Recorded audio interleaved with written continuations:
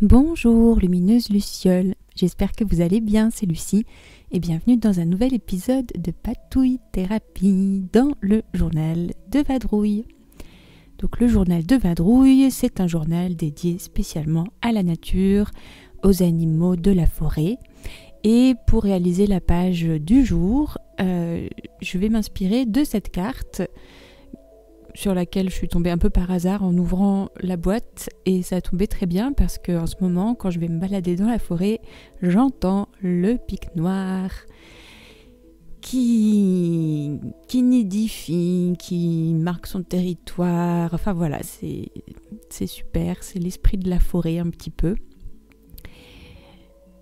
Et donc c'est très bien cet oracle bestiaire du chaman de Maya Toll, parce que quand on n'a pas trop d'inspiration pour faire une page, prendre la carte avec en plus le livre qui est associé m'était fait plaisir. J'avais acheté dans un premier temps l'oracle et dans un deuxième temps le livre.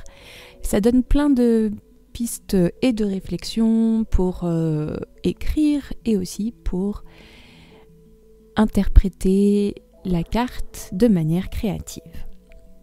Donc je cherche le pic qui n'est pas un pic noir, c'est un grand pic. Donc le grand pic, c'est plus sur le continent américain, et le pic noir, c'est plus européen. Et donc voilà, elle nous propose un petit rituel à propos de trouver sa pulsation et une réflexion sur comment on traverse les tempêtes et les orages grâce aux routines et à nos rythmes naturels. Donc, pour commencer, je vais tenter de dessiner le pic dans son envol. Donc c'est le dessin en fait qui est sur la page du livre de Maya Toll. Donc j'y vais avec courage et détermination, parce que je suis en train de faire le croquis à main levée. Et puis la clé là, c'était de pas avoir de grandes attentes par rapport au dessin. Et voilà. Mais par contre, je voulais vraiment essayer de dessiner l'animal, l'oiseau. Parce que c'est vrai que les journaux de nature, c'est beaucoup de dessins d'observation, ou botanique, ou animal. Et du coup, je trouve que c'est intéressant de se prêter à l'exercice du dessin d'observation. Donc voilà, j'ai fait mon croquis et maintenant je vais le repasser avec un fine liner Staedtler en 0.7 il me semble.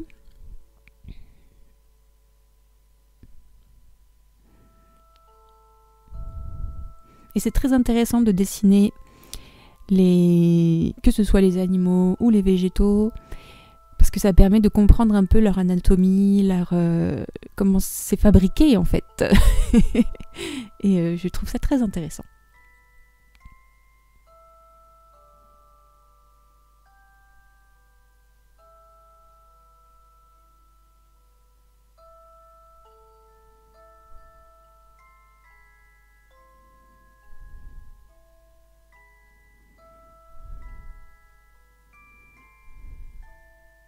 Et voilà, et ma foi, je suis pas si mécontente du résultat, on dirait bien un oiseau. Donc maintenant, je vais pouvoir le colorier, et donc je vais utiliser de l'aquarelle en tube. Alors je suis pas hyper fan de cette aquarelle en tube, c'est juste que au moment où j'avais voulu me procurer de l'aquarelle chez Action, il n'y avait plus d'aquarelle en palette. Donc du coup, je me suis dit, je vais tester ça. Et voilà, j'ai hâte de recevoir ma petite palette d'aquarelle que je me suis commandée pour mon anniversaire. Mais donc en attendant, j'utilise cette aquarelle en tube, et donc j'essaye de lui faire un plumage noir, mais pas trop quand même.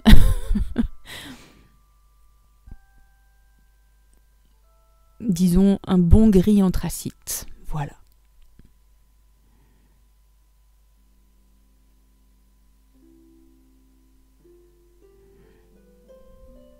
Et donc j'utilise à chaque fois, je crois que je le dis quand j'utilise l'aquarelle ou la peinture, je ne peins pas à proprement parler, je colorie parce que j'utilise pas la forme du pinceau pour suggérer les formes ou quoi, je remplis juste ce qui a besoin d'être rempli. Et ça me convient très bien comme ça.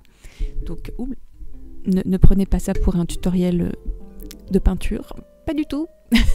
Au contraire, je préfère, comment dire, prenez ça comme votre signe de vous lancer sur le dessin et sur la peinture si c'est des choses qui ont tendance à vous bloquer. Et plus on pratique et plus ça devient facile. Je pense que quand j'ai repris le crayon il y a 4 ans, j'aurais jamais été capable de faire ça en si peu de temps.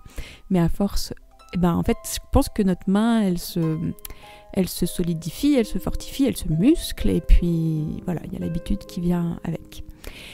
Et donc là, je continue avec... Alors ça, par contre, c'est des aquarelles que j'aime bien. C'est des petites aquarelles métallisées, enfin métalliques. Et je préfère bien mieux l'utilisation de ces petits godets en fait, d'aquarelle que ceux en tube. Et en plus, ça fait des jolies couleurs qui brillent. Donc voilà, c'est super. Voilà, je crois que maintenant on va pouvoir le laisser sécher. Je vais revenir plus tard pour lui ajouter sa petite houppette rouge à notre pic noir. Et maintenant, je vais m'amuser dans mon journal en attendant que ça sèche. Et donc, je vais faire une page vraiment inspirée par la carte. Donc là, avec une encre noire, je viens faire les bords, plus pour rappeler en fait l'ambiance de la carte où il y a du bleu foncé, un peu de noir sur le contour, et il y a aussi du rouge. Et en fait, la carte, elle montre, elle illustre le son, la pulsation en fait du pic quand il tape son bec sur l'arbre. Donc, je recrée un peu cette ambiance avec des encres, et là, avec des encres rouges, enfin des peintures aquarelles en tube plutôt rouge foncé. Là, je suis en train de chercher. Voilà, je trouve toutes mes nuances de rouge et je vais utiliser le Crimson Red, donc le rouge un peu plus foncé. Et là, je vais faire des marques. C'est très inhabituel pour moi de faire ce genre de choses, mais voilà, comme c'était des espèces de petits carrés de sons qui sont sur la carte, je me suis dit bon allez, je vais utiliser le pinceau, un pinceau un peu carré pour faire ça. Sans trop chercher à faire du beau ou à faire quoi que ce soit. Juste, je marque la page, je crée un fond, et puis, j'ai pas trop de scrupules parce que je me dis, en fait, j'essaye d'imiter la carte. Donc, si c'est bizarre, c'est pas de ma faute. Et là, je vais continuer encore dans l'interprétation de la carte avec les ondes du son. Donc, qui sont des traits bleus en spirale, donc, que je fais avec un pinceau plus fin et plus arrondi.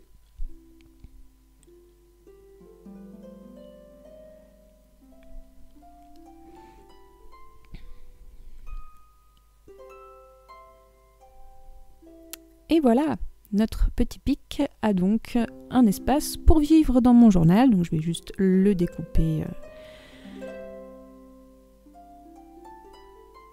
rapidement en essayant de suivre à peu près les contours.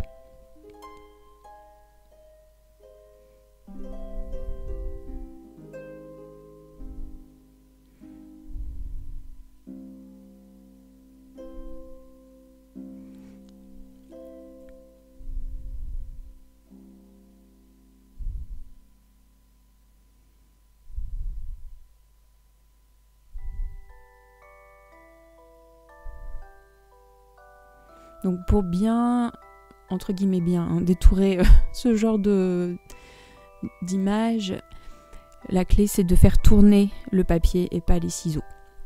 Je le redis parce que je me souviens que quand je commençais à faire ce genre de découpage, c'est vraiment le conseil qui m'a facilité la vie et j'ai enfin compris comment on pouvait détourer facilement sans forcément avoir un petit ciseau tout petit dans lequel on se coince les doigts. Donc voilà. Mon pic va vivre sur cette page. Et maintenant, je vais m'occuper de la page de droite. Donc là, je sors tous les imprimables, enfin pas tous, mais en tout cas un des derniers qui est la danse des fées, donc qui est vraiment sur le thème de la forêt, d'une forêt enchantée. Donc voilà. Et je vais utiliser ces cadres pour faire un rabat.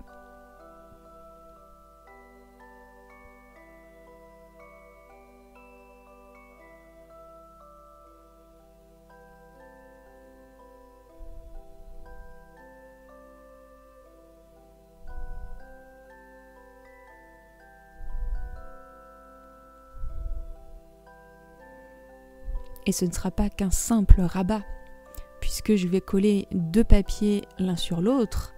Ça va donc devenir aussi une pochette. Oui.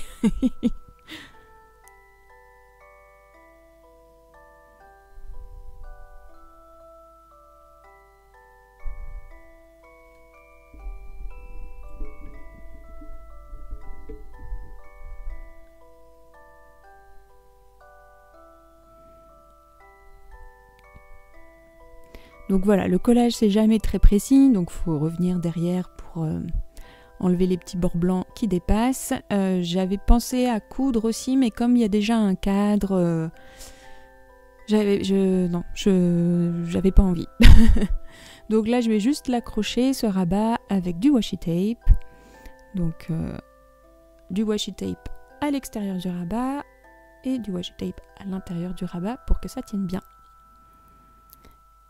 Puis là, en plus, je rabats aussi le washi tape sur la page d'après, comme ça tient encore mieux.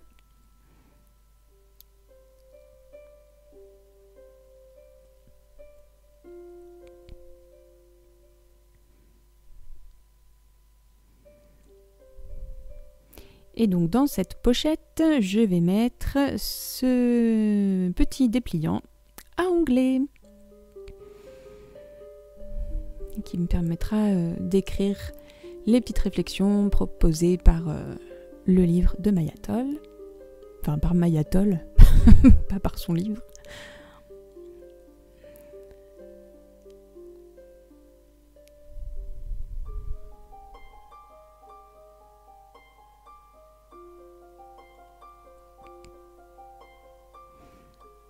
Donc forcément l'intérieur est blanc, donc pour décorer le petit onglet au verso, je mets juste un petit washi tape qui est un peu dans le même esprit, un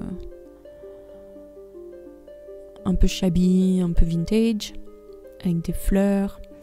Et pour habiller un peu ce blanc du verso, plutôt que de coller quelque chose, je vais utiliser un pochoir et ce merveilleux brou de noix. Merci infiniment Angéline, j'adore.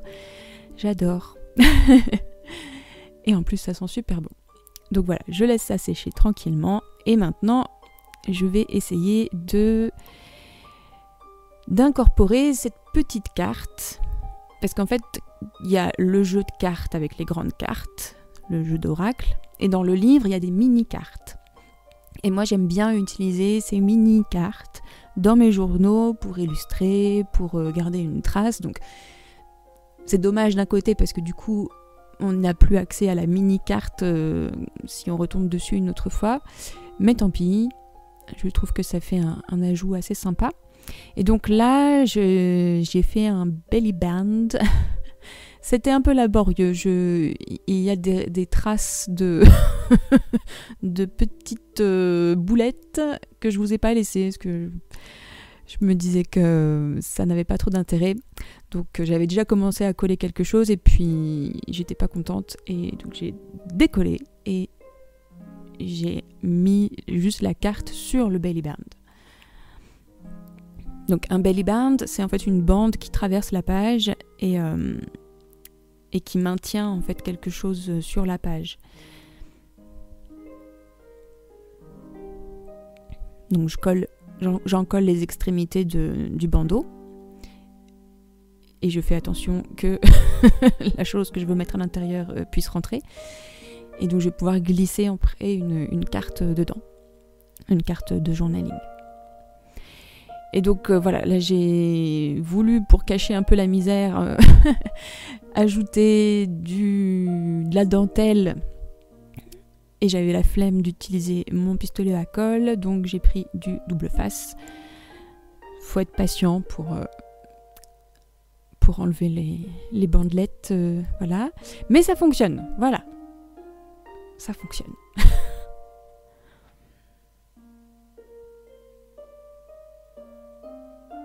Et ça commence à prendre forme. Donc maintenant, on va commencer à intégrer un petit peu de texte. Donc sur la page de gauche, je vais tout simplement écrire le titre des pages du livre. Donc sur la page de gauche, trouvez votre pulsation. Et je vais plus ou moins tenter d'imiter la police du livre, même si ça n'a... En fait, on va pas trop s'en rendre compte.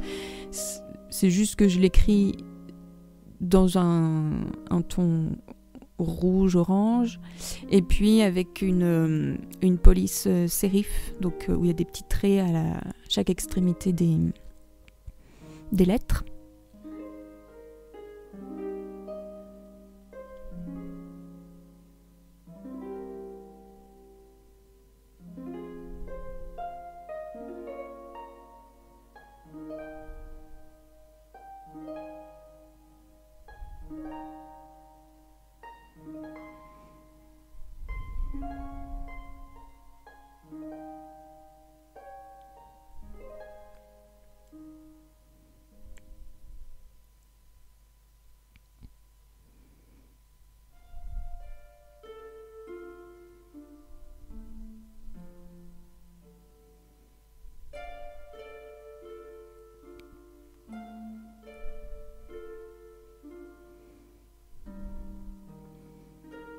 Donc voilà, on a notre titre, je vais pouvoir le découper et le coller. Et alors j'aime bien cette manière d'écrire, même si ça a l'air très de travers et pas très propre finalement, je trouve que ça me ressemble bien, dans le sens de travers. Et je trouve que ça donne une personnalité vraiment intéressante à la page.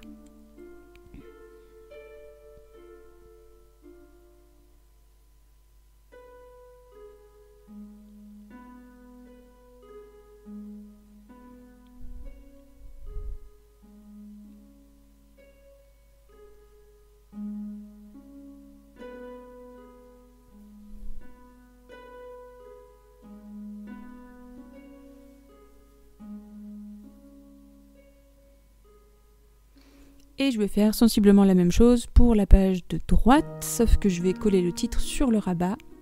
Comme là, il y a un espace... Enfin, je ne vais pas le coller, je vais l'écrire directement sur le rabat. Et donc, j'écris le titre de la page de droite du livre de Maya Toll.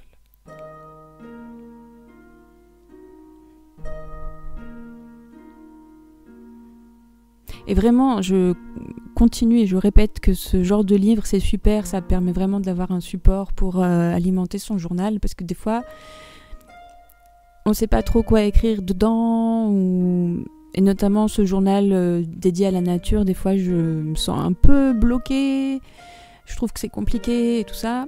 Et donc là, c'est comme si j'avais déjà... c'était déjà fait, en fait, j'avais plus qu'à m'en inspirer et à utiliser des éléments du livre et les incorporer tout simplement dans mes pages. Donc c'est vraiment bien pratique. Je suis pas en train d'en faire la pub pour que vous achetiez forcément ce livre et cet oracle. Vous pouvez utiliser, je pense, n'importe quel livre qui serait en lien avec la nature, par exemple. Je sais pas, il y a des livres de photographie ou qui sont dédiés à des forêts, Enfin, je pense que vous voyez de quel livre je parle, vous avez peut-être ça à la maison, ou vous pouvez en trouver dans des boîtes à livres, et vous pouvez vous amuser à juste recréer la page du livre dans votre journal, par exemple. Donc là, la carte qui était dans le belly band, il fallait lui faire un petit fond pour masquer le blanc du verso de la page. Donc j'ai juste collé une page d'un autre journal qui a qui a des lignes en fait. Et puis je vais ancrer les bords. Et ajouter une petite pulvérisation de brou de noix pour donner encore cet aspect un petit peu vintage. Et puis juste aussi pour me délecter de ce parfum. Je trouve vraiment que ça sent super bon.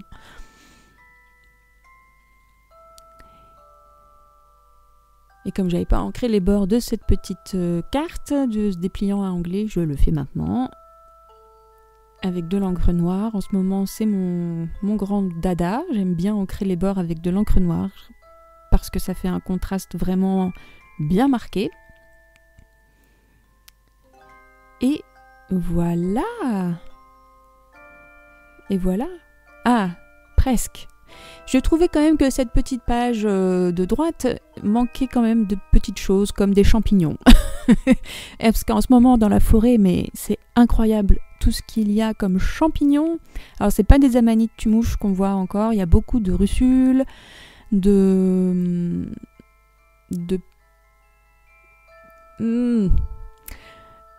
y a quelques cèpes, mais il y a surtout beaucoup de russules en fait. Et des champignons violets, mais je sais plus exactement comment ils s'appellent. Et il y a aussi des amanites fonterres. Oula, non, je suis pas assez douée en champignons. Mais en tout cas, sur ma page, ce sont des amanites tumouches d'un bloc qui vient de chez Action. Voilà. Et maintenant, voilà ma page. J'ai pu écrire mes réflexions, faire le petit rituel proposé par Maya Toll. Et voilà. Et c'était une chouette session de patouille. Ah oui, alors sur la carte, là, j'ai écrit des choses sur le pic noir, des faits, en fait. Un peu la fiche d'identité de l'oiseau, et puis quelques informations à son sujet. Et là-dedans, j'ai écrit mes petites choses à moi.